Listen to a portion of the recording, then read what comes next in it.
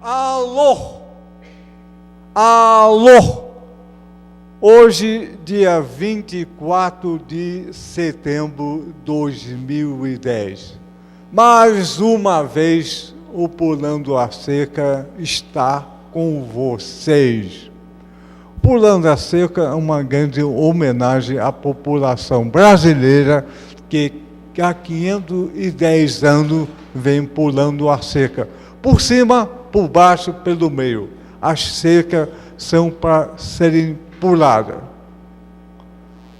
Esse programa não tem a menor pauta, roteiro ou censura. É como avisa. E como avisa também o apresentador do programa, eu, Daniel Sutoriansky, que sou totalmente inusitado. Por quê? O único apresentador no mundo que já teve AVC e continua no ar. AVC é a doença que mais mata no Brasil.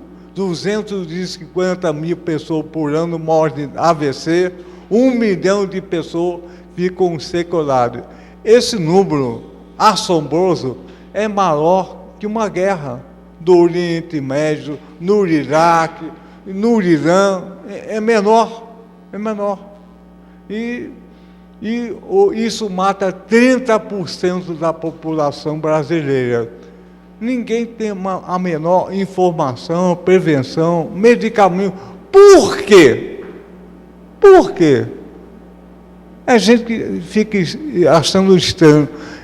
Olha, o programa Pulando a Cerca é um programa dos porquês. Por que não tem informação, prevenção, medicamento com AVC? Por que os arquivos da ditadura militar, por que não são abertos? Tem uma porção de porquê. Por exemplo, então, no programa de hoje, vamos convidar 2 pessoas. Mas aqui é como aviso: um convidado chegou, outro não chegou e vai chegar. E não tem problema algum. Aqui do lado direito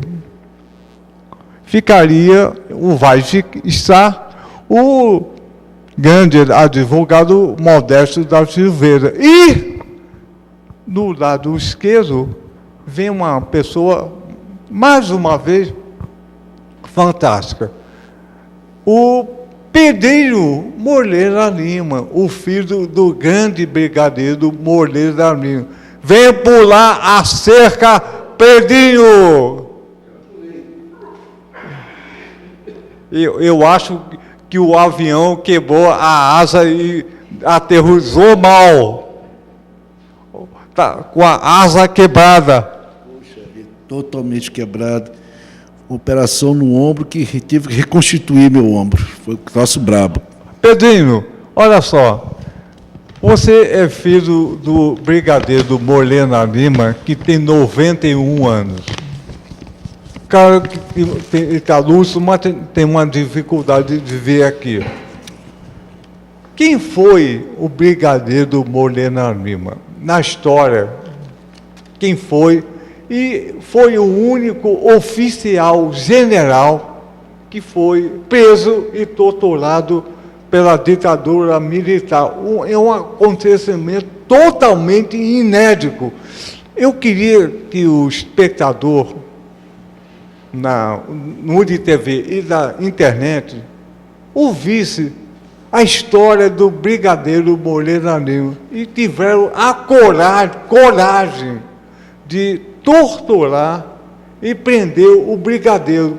Como é que pode? Olha só a história desse bravo patriota que fez muita coisa e acabou torturado porque tinha uma postura altamente democrática.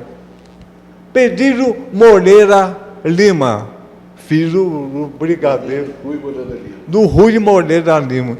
Conta essa história fantástica do homem que foi torturado, né, e preso por ser patriota. Olha, Daniel, Está funcionando? Não. Tá, agora tá. bom, inicialmente, bom dia a todos, bom dia ao Daniel. Bom dia, boa tarde, boa noite. Isso. O programa se reproduz do outro lado. Ok. Olha, meu pai nasceu no dia 12 de junho de 1919, no Maranhão, na cidade de Colinas. Filho do juiz de direito Bento Moreira Lima. O meu pai, em São Luís do Maranhão, com 12 anos, ele assistiu uma chegada da aviação militar da Marinha, que não havia aeronáutica, ficou encantado com aquilo e chegou para o pai dele, meu avô, eu quero ser piloto. Meu avô era um civilista, um juiz de direito digno, correto, e não gostava da vida militar, era civilista. E não queria que o filho dele seguisse a carreira militar. Mas meu pai resolveu, veio para o Rio, depois de muita dureza, eu estou até fazendo a biografia dele, depois de idas e vindas, luta, ele conseguiu passar para a escola de militar de Realengo em 31, olha a data, 31 de março de 1939. Se formou, ele fez até o terceiro ano, o quarto ano, e então depois ingressou para a escola da aeronáutica. Mas eu queria dizer o seguinte, vamos só fazer um breve intervalo. Eu quero que você reparasse bem. Em 1940, o comandante da Escola Militar de Realengo, olha, é engraçado, esse nome falta a memória toda hora, porque o filho dele, era a época coronel, foi um dos, está na lista dos torturadores do Torturando Nunca Mais. Não o pai, o filho. Convidou o embaixador alemão e o cônsul alemão e o chefe militar da Alemanha, da Embaixada Brasileira, para fazer uma palestra na Escola Militar de Realengo para os cadetes. Bom, foram todos para o cineminho, eles chamavam de milímetro, porque era um cinema pequeno, né?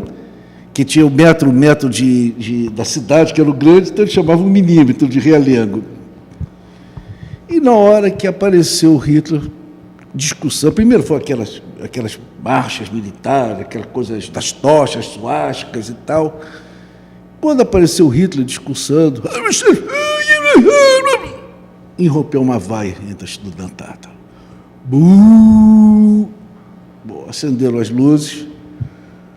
O secretário do coronel, diretor da escola, falou o seguinte: isso é uma vergonha, isso não pode acontecer, nós estamos aqui com autoridade de outro país presente, e a vaia é a arma dos moleques. E meu pai sempre conta essa história, quando ele fala, a arma é o militar dos moleques, ele faz assim com o dedinho dele. Não é não, a vaia é a arma mais barata do povo para dizer não. Depois vem as pedras. Bom, aí apagaram as luzes outra vez e voltou o filme. Quando o Hitler começou outra vez, a vaia foi pior ainda. Pô, ficou todo mundo, acabou a reunião, todo mundo de castigo, etc. Mas isso para dizer o seguinte, já nesta época, a juventude militar e a juventude civil já eram contra o fascismo, o nazifascismo que estava apresentando na Alemanha. Bom, quando chegou meu pai, recém-casado com minha mãe, morava na base aérea de Natal, de Salvador.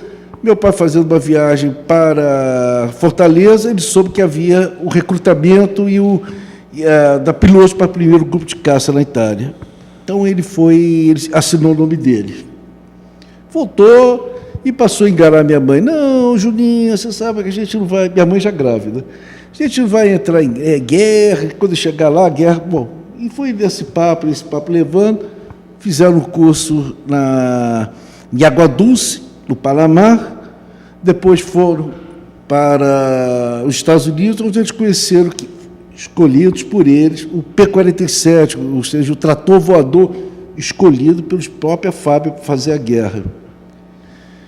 E entrou em combate no dia 6 de outubro de 44, terminando a guerra em 2 de maio de 45. Eu quero só dizer o seguinte, para a gente fazer um rápido... Rápido. Tem que ser rápido. Aqui é o voo rápido. Igual... Eu trouxe a estatística. Em Santa Pua. Tem que ser o voo rápido. Eu trouxe aqui a estatística. Esse grupo de caça foram 49 pilotos. Ao terminar a guerra, terminaram com 22 pilotos. Então, no período de 6 de abril a 2 de maio, foi quando terminou a guerra no teatro de operação da Itália, e o grupo de caça brasileiro, Santa Pua, representando apenas 5% da força aerotática da Itália, olha, esse número é importante, 5% foram a destruição deles. Destruíram 15% de veículos motorizados, tanque, caminhão, o que tivesse. 25% de pontes. 36% de depósitos de combustíveis. E só para te apavorar mais, 85% de depósito de munições. É um número fantástico, né? E o número foram 9 mortos, 5 prisioneiros, 3 abatidos, escondidos pelos guerrilheiros, pelos partisãos. Um retornou após ser abatido, saindo do norte da Itália até chegar às linhas aliadas após 31 dias de fuga, e 6 voltaram por estafa de voo, doença, por motivo de força de combate. Por esse feito, o primeiro grupo de caça recebeu a comenda Presidential United Citation, que é dada à unidade, não é dada ao piloto, é a unidade. É a terceira medalha de importância militar dos Estados Unidos. Bom, e o Rui Moreira Lima comandou ele? Bom, isso, quando chegou terminando a guerra, o pai teve uma situação fantástica. Ele, junto com o primeiro grupo de caça, criaram o treinamento de pilotos de caça no Brasil, ou seja, não vamos mandar mais brasileiros para os Estados Unidos, vamos treinar aqui no próprio Brasil. Então, esse foi a escola de aviação de caça do Brasil, foram feitos pelos pilotos de caça, pelos pilotos do primeiro grupo de caça. Bom, o pai teve, por azar ou por sorte, em momentos importantes da história do Brasil, ele teve presente. No 11 de novembro, do contragolpe do Getúlio, ele estava presente, por coincidência, é uma longa história, eu vou repercutir, eu não vou contar. Aragaço e Jacareacanga, em Jacareacanga, principalmente, ele foi o representante da FAB na luta contra os golpistas de Jacareacanga. Depois ele foi comandante da base aérea de Santa Cruz, que comandou foi comandante de 62 até 64, onde houve um golpe civil-militar. Gente, é importante dizer que não foi um golpe militar, foi um golpe civil-militar, é importante dizer isso. E foi, porque sabe, o único comandante de base que entregou a base na base de troca de discurso, desfile de tropa, porque todos os outros, a base foi tomada na base da força. Ele foi o único que entregou a base, que não admitiu, olha, eu fui criado nessa base, e tomar a força essa base não vai tomar, não. Ô Pedrinho, olha só, então você contou a história do brigadeiro Moreira Lima, que foi do grupo de caça na Itália, o Santa Pua, famoso do Brasil todo, até o nome Santa Pua ficou na população. Imaginado para a população. Esse Santa Pua, e depois o Rui Moreira Lima foi comandante da base. Tudo isso é uma história terrível, né? Foi brigadeiro oficial superior, general, foi preso e torturado com essa história. Era coronel na época. Era coronel. Sim, mas preso e torturado por essa história. Um herói capaz. Olha, ô Daniel, primeiro, quando todos os oficiais das 3 Forças Armadas estavam no Princesa Leopoldina, que estava na Baía de Guanabara, que realmente a Marinha sempre com todo golpe de Estado, eles pegam os oficiais e botam dentro de um navio uma costa qualquer. Uma prisão. Uma prisão. Era um navio de passageiro do Norte, era a Princesa Leopoldina. Enquanto todos estavam presos, Princesa Leopoldina, meu pai estava no navio de transporte de carga Barroso Pereira. No lugar horrível, ele passou 3 dias jogado literalmente num porão do navio, com rato, barata, sem a menor. E só foi tirar ele dali graças ao brigadeiro Nero Moura, que era o comandante do 1º Grupo de Caça, já na reserva, e que falou com o Castelo Branco. Pô, não podemos, o Rui não pode ficar nessa situação. Aí o Castelo Branco, que conhecia meu pai de nome na Segunda Guerra, chegou, não, tira o Rui imediatamente lá e bota no Princesa Leopoldina. Ô Pedrinho, sim. Com essa história toda, vamos mudar o foco. Ok. Olha só, o teu pai está vivo até hoje. Graças então, a mãe também. É um herói nacional. Pulando a cerca é o programa dos porquê. Oi? O programa, eu falo... Tá voando. Então...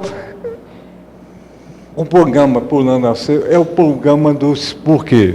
Eu perguntei no começo a tua opinião. Por que a ditadura militar tem tanta força até hoje? Olha só, quase todos os países abriram os arquivos. Isso é um crime contra a humanidade. Como o Modesto havia falado, torturar, assassinar, matar é crime sem... Não tem justificativa. Exato. Nenhuma. Diferença ideológica, tá legal, mas matar, torturar... Não existe. Por quê? Então, o Brasil... É fácil responder. Calma. Não consegue, na tua opinião, abrir esses arquivos.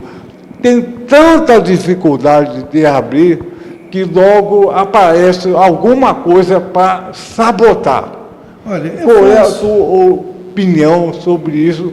E também você está representando a opinião do teu pai, que sofreu isso até hoje, com vários militares no Brasil, 10 mil sofrendo esse problema tão grave por ser patriota. Qual é a tua opinião? Olha, Daniel, para mim é muito fácil.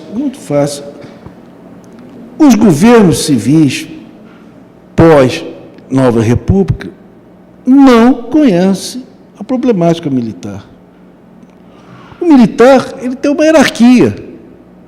E o presidente da República é o comandante em chefe das Forças Armadas. E nenhum dos presidentes militares da Nova República entenderam isso.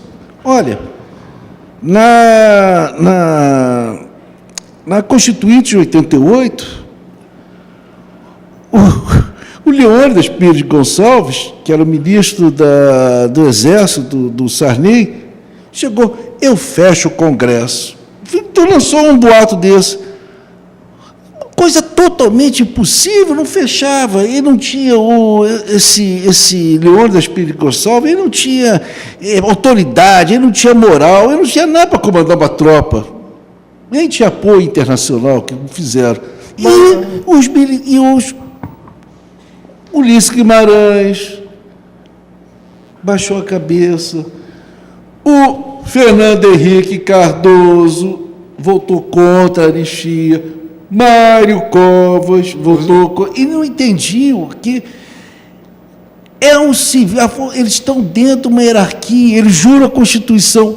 Isso, na hora que vai se abrir os arquivos, os militares atuais e antigos militares, os atuais e antigos, ficam num comparativismo vergonhoso, que é vergonhoso, e também querendo esconder crimes que os atuais e antigos chefes militares estão envolvidos até hoje. E os presidentes civis não entendem que eles são comandantes em chefe. Se ele chegar e falar assim... Falou Lula também. Todos. Eu não estou dizendo isso aí, gente, não vou falar de... Não todos. Não Eu estou falando de todos. São comandantes em chefes. Se ele chegar e bater, olha aqui, abra os arquivos. Não pode abrir? Pode abrir sim, que eu sou comandante em chefe. Aí eu vou dizer o seguinte, nós vamos pedir demissão. Aí você fala assim, bom, não precisa pedir demissão, não. Vocês estão demitidos. Ô Pedrinho... E não vai haver golpe. Pedrinho, qual é a grande ameaça que você percebe não abrir o arquivo? Qual é a grande ameaça? Não é só não quero abrir. Qual é a grande ameaça? Olha só, no Brasil... Nenhuma ameaça. No Brasil tem vários livros relatando, vários grupos, Doutora Nunca Mais. Então, todo mundo sabe, até eu sei, aqui na televisão, só ler jornal, ler livro, eu sei, falando com a pessoa. Porque os presidentes, os seus ministérios, etc., não conseguem. Qual é a bruxaria que impede isso? Eles não sabem exercer o poder que eles têm. O presidente da República, já te falei, é comandante em chefe das Forças Armadas. Basta ele dizer. Olha, eu estou dizendo o seguinte: o segundo Plano Nacional de Direitos Humanos foi os 3 chefes militares, mais com o ministro da Defesa, o Lula. Diz assim: presidente, se esse plano passar e abrir os arquivos, nós pedimos demissão. O Lula, ou seja, qualquer outro, vira assim, tu aceita a demissão, está aceita. Olha, posso dizer, garantir a você, Daniel, vai ter general de dar os montes para ser chefe militar, vai ter brigadeiro de dar os montes para ser chefe militar, e vai ter almirante de dar os montes. Olha, isso aconteceu em 1950. Eu sei, mas olha só... isso tudo é uma suposição legal. Não é suposição, calma, é verdade. Calma, mas isso tudo é uma grande armação. Pode fazer golpe militar, não sei. Olha, essa ameaça acontece. E eu acho que a sociedade civil, nós, não estamos organizados para bancar essa abertura total. A sociedade atualmente brasileira não está organizada para bancar. Isso também é um problema. Eu acho que todo mundo aqui no Brasil sabe o que é, quem foi, como foi. Até aqui nós falamos disso. Imagina nós escolas maiores. Então, a sociedade, no momento, parece que não banca. Bom, Daniel, deixa eu... Olha só, aqui, no Uruguai, todo o Uruguai, isso fica em último plano para a sociedade brasileira. Não, Daniel, você vai... eu permito discordar de você. Eu posso até falar quando o término da Segunda Guerra Mundial, o Holocausto. Houve aquele julgamento de Nuremberg e teve aquele Eisenhower, aquele que era caçador de nazistas. Poxa, o Eisenhower... Não, como é que é? O Eisenhower, não sei o nome dele. Eisenhower, isso. O Eisenhower, ele tinha uma pequena Um gabinete pequenininho. E os judeus, na época, estavam querendo sobreviver, indo para Israel e refazendo a sua vida da pior ou melhor maneira possível. E o Azental saiu à caça. Foi uma decisão sozinho, foi uma decisão... Não, desculpa. Então, eu quero dizer o seguinte... O Wiesenthal era membro da Mossad e apoio do FMI. Ele sempre agiu assim. Parece que é sozinho. Não é nada disso. Tá bom. Então, mas o que eu quero dizer é o seguinte, a sociedade... O risco de golpe no Brasil é zero. É zero. Em primeiro lugar, não tem a quarta frota americana para dar apoio. Agora tem, com o pessoal. Não, a quarta frota americana está no papel ainda. Não sai, a quarta frota americana não está ainda em atividade. Por isso, não há nem dinheiro americano. Então, isso não justifica. É um imaginário. Então você está dizendo que todo presidente, está delirando. Olha, eu vou te falar um fato que aconteceu em 1950. Getúlio Vargas, presidente, ele nomeou para ser seu ministro da Aeronáutica o Nero Moura. Nero Moura, quando saiu da Aeronáutica, ele saiu em solidariedade ao presidente Vargas, que era amigo dele. Então o Vargas foi depois e ele pediu para ir para a reserva. Era coronel. E o Nero Moura assinou ele botou para a reserva, ele promoveu o Nero Moura brigadeiro. Bom, os brigadeiros da Aeronáutica se sentiram ofendidos. Não me sujeito a ser comandado por um brigadeiro mais novo. Aí o Nero Moura não teve dúvida. É verdade? Tudo bem, eu respeito vocês. Demitiu todos os brigadeiros da Aeronáutica no cargo de chefia e botou os coronéis. Deixa eu terminar. Botaram os coronéis no lugar deles. Olha, não levou 2 dias. 2 dias. Voltou todos os brigadeiros. Não, Nero Moura, o senhor não entendeu errado o que eu falei. Pedrinho, é saber usar o bastão de comando. Sim, mas Pedrinho, a questão dos artismos da ditadura é outra coisa. O Getúlio Vargas caiu por um fato muito escondido. Ele queria avaliar a dívida externa brasileira. O Império, como diz o capitão Santa Rosa, não queria. Detonou, ele deu um tiro na cabeça e foi para a história. Então, parece que é uma ameaça muito grave. Qualquer presidente fica com medo e a sociedade brasileira tem dificuldade de bancar isso.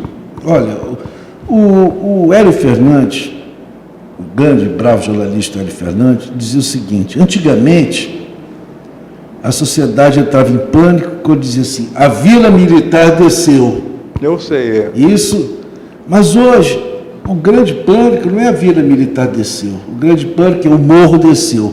Então, isso eu quero dizer o seguinte, não há uma liderança militar como havia com Eduardo Gomes, como havia Eduardo Gomes, havia outro, sei lá, esses grandes comandantes. Não há uma liderança militar. Não há uma liderança militar, a não ser os militares de pijama.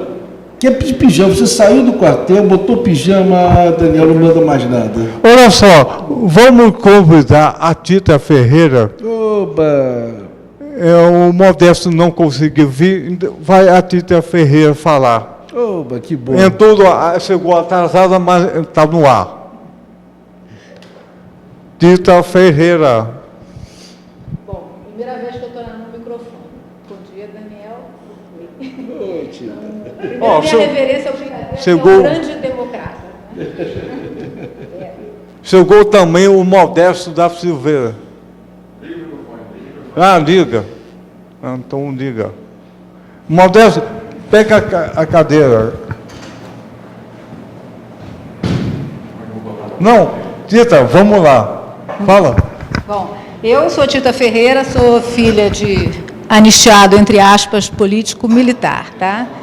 E eu só estou vindo aqui porque eu gostaria de falar só uma coisinha, eu gostaria de falar sobre o tema atual que tem, que é a democracia ameaçada. E eu queria saber e perguntar por quem, entendeu? E por quê, e que tem a ver com os arquivos que não são abertos nunca, da ditadura, né? E vou voltar a um tema que você falou no começo, que o maior golpe foi o golpe contra a educação, que cortaram a educação e que depois, com todos os governos não fardados que sucederam, não houve um movimento em prol da educação. Então, o que a gente assiste hoje é uma alienação total da sociedade. Este é o maior legado da ditadura e, por isso, eu considero os golpistas vitoriosos até hoje. Hoje estamos diante da eleição. Nesse tempo todo, durante anos e anos e anos, os arquivos ainda não estão abertos. E eu gostaria de dizer por que eu acho que eles não estão abertos. Por causa dessa letargia, entendeu? As pessoas não sabem do que se trata, não sabem o que aconteceu. Os militares continuam mais vivos do que nunca. Existe até um site deles, eu não sei qual é o nome, e que eles se assinam, estamos vivos. Estão. Grupo Guararapes. Eles estão, sim, vivos, entendeu? Estão vivos dentro dos clubes militares, reverenciados pela atual oficialidade. E quando a gente vai à burocracia dos ministérios e uma viúva vai pedir uma pensão e ela é negada não é pela meia dúzia de generais de pijama, ou alguns que concordam, porque todos estão manipulados, porque é o sargento, é o capitão, é o tenente que está ali e que veta, e que não cumpre a lei. Então, as Forças Armadas, eu discordo de que disseram aqui, não, no total dela, não representa essa opinião, toda a Força Armada representa, porque existe uma lavagem cerebral que é feita ali dentro do clube militar, e há palestras nas escolas militares, eu sou filha de militar, e isso existe. Então, eles reproduzem o que eles aprendem, e eles são criados dentro daqueles quartéis, eles têm pouca vivência. O militar é um homem que ele entra criança para uma escola, e sai criança adulta, porque ele não convive com o meio civil, ele vive ali dentro. Ele vê a vida através do que os generais reportam, por causa dessa hierarquia. O que o general diz é lei, obedece o coronel, obedece o capitão, e assim vai.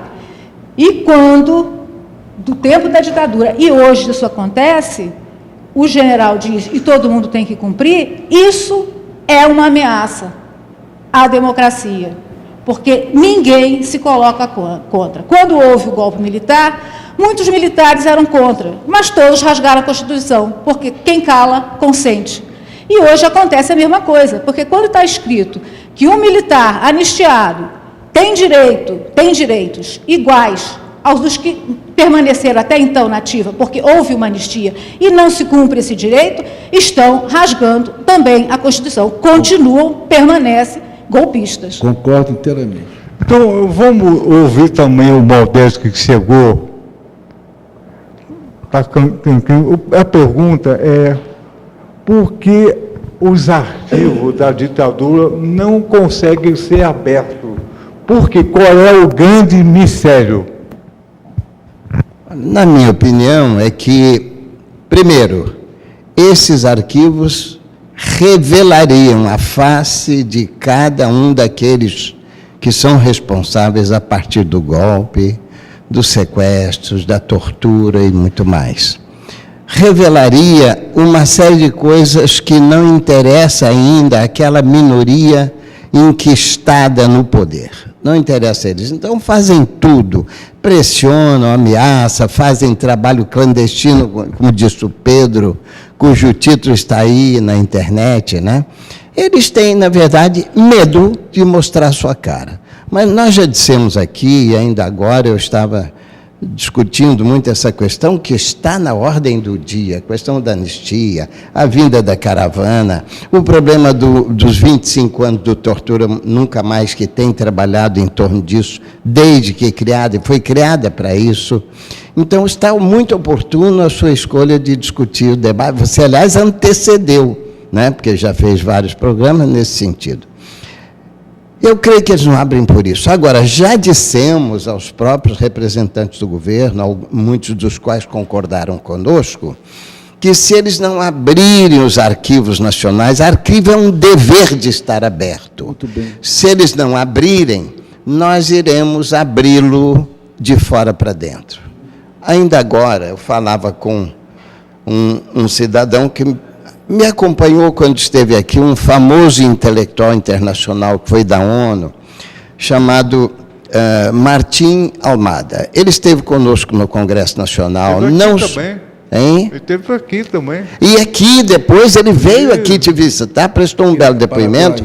Só que no Congresso, aqui ele acho que mostrou alguns documentos, mas no Congresso ele forneceu ao Congresso uma massa de documentos para dizer: eu consegui descobrir o arquivo, que hoje está com entre 4 e 5 toneladas, que não se refere só ao Paraguai, se refere a todas as ditaduras latino-americanas e quem as forjou, que foi o Washington. Se encontra essa documentação no Paraguai, no Uruguai, Argentina, Chile, Brasil e até, sobretudo em Washington, na Alemanha, e outros países têm parte disso. E nós teremos oportunidade de internalizar isso no Brasil, o que não vai ficar bem para o governo brasileiro se ele não se antecipar. São 5 toneladas de documentos, dos quais ele forneceu 2, 3 quilos na hora no Congresso Nacional. A própria Ordem dos Advogados, quando iniciou essa campanha pela abertura dos arquivos, mandou um representante seu discutir lá no Paraguai, no Congresso Internacional, e ele também obteve uma boa parte. E nós temos condição de internalizar tudo. Não é uma ameaça, é uma realidade histórica. E quando eu comentei isso com os ministros da Justiça e autoridades também da Comissão de Anistia, eles concordaram plenamente conosco. Portanto, é interesse do governo, até interesse político, que faça abrir esses arquivos rápidos. Não é tanto para botar na cadeia torturadores, assassinos, estupradores, não. Não é uma revanche isso. É apenas para permitir às centenas de milhares de brasileiros que foram vítimas poderem comprovar que foi vítima também. Eles comprovam que foram vítimas, a maioria, veja bem só o número, para vocês me ajudarem a pensar. Eu calculo, uma aritmética muito simples, e comprovaremos, se necessário, que houve quase 500 mil de vítimas diretas e indiretas, sem contar os parentes que sofreram e tal, mas não vão considerar vítima direta e indireta aqueles que sofreram diretamente tortura física, psicológica, prisão, etc., e suas esposas e filhos que ficaram, às vezes, até sem o pão de cada dia. Mas há os parentes que sofreram mais distantes, que eu não estou nem incluindo aí. Eu incluiria, só até aí, numa família num sentido restrito, eu incluiria, eu diria que houve cerca de 500 mil de vítimas, das quais apenas 60 mil... Modesto, vou interromper. Não foi 1 milhão de vítimas, foi muito mais. Claro. Foi, a época, 100 milhões de brasileiros que foram vítimas da ditadura militar. Você tem toda a razão. Não, a vítima indireta, no seu último círculo concêntrico, foram 100 milhões de brasileiros, que era a população total. Eu falo o seguinte, são 100, 150 milhões, por quê? A educação foi um atraso, a saúde foi um atraso, o movimento sindical foi um atraso, tudo foi um atraso. Por isso, o golpe é vitorioso. Foi e é vitorioso. Eles continuam mandando, porque a sociedade está mutilada.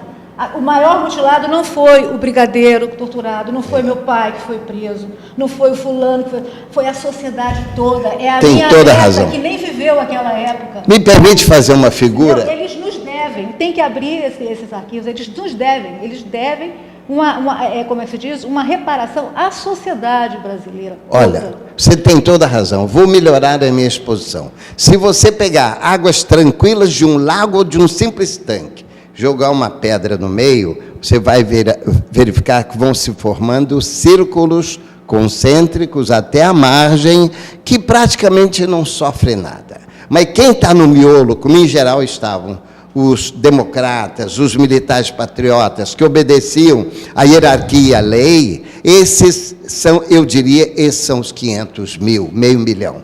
Os seus parentes próximos, inclusive, que passavam fome, era o segundo círculo concêntrico. E aí vai até aqueles que sofreram muito menos e estão próximos do círculo da margem. Modesto. A rigor, a margem representa a população Modesto, total. olha só, quem sofreu além disso, esse processo de tortura social, foi a universidade, a saúde, a educação, a indústria, a cultura. Ainda agora, conversando com o Tortura Nunca Mais, eles disseram das pessoas que eram da faculdade, faziam o curso e foram inviabilizadas de continuar o curso ou de se matricular em qualquer outra universidade pública. Paralisou a cultura. Mas, eu quero dizer, Modesto, eu estava falando com o Daniel, a sociedade civil ainda não entende